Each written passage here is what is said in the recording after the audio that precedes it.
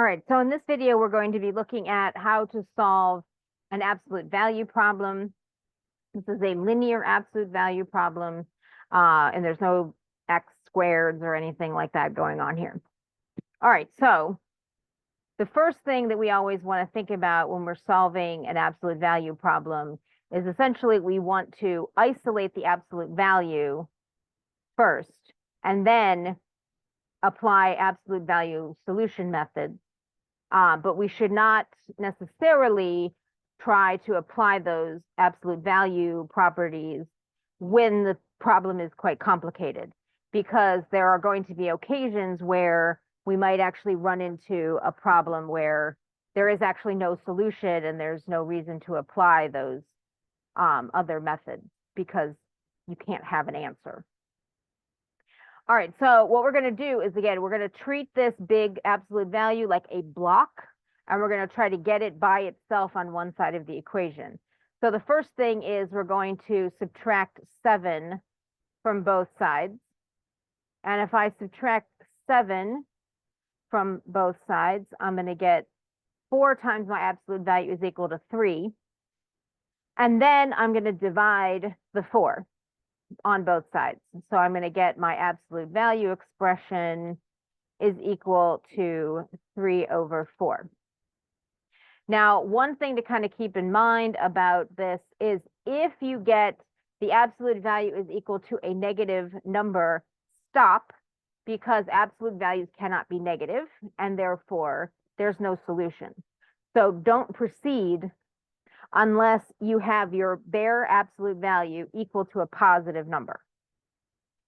Now, the next thing that we're going to do then is we're going to divide this up into the two cases.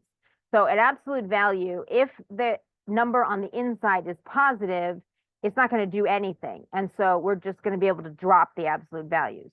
But in the scenario where the absolute value is on the inside is negative, the absolute value is going to flip the sign.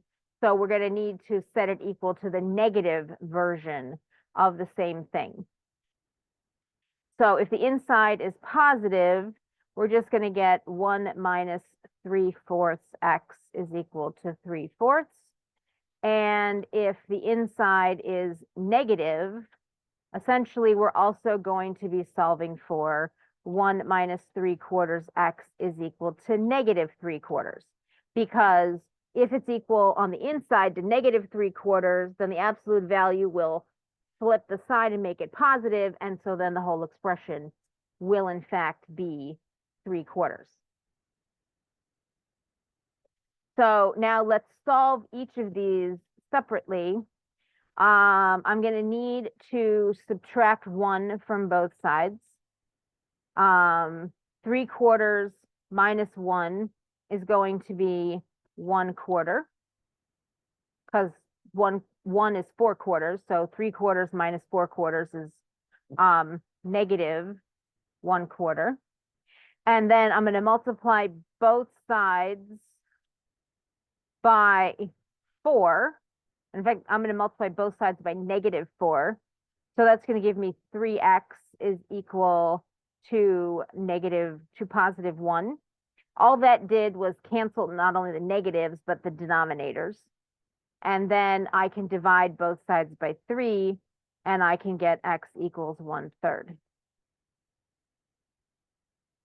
Now, in the negative case, I'm basically going to do the same thing, except now when I subtract 1 from both sides, I'm going to get negative 3/4 x is equal to negative 3/4 minus 4/4 is going to be negative 7/4.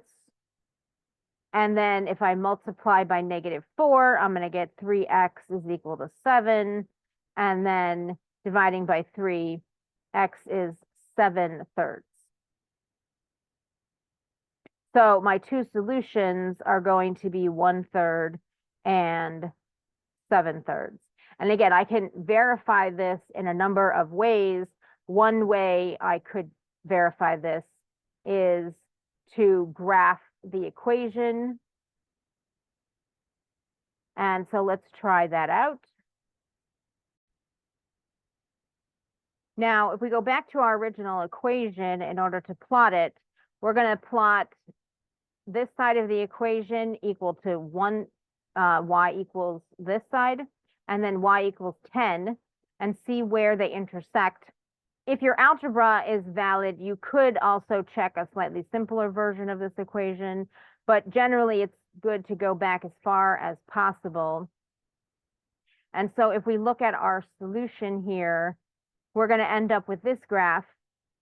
Here's our left side of the equation. Here's our right side of the equation. Here's our intersections. And the 0.333, that's the 1/3. And the 2.333, that's 2 1/3, which is the 7/3. So these do in fact equal each other at the absolute value is equal to 10 when x is 1/3 and x is 7/3.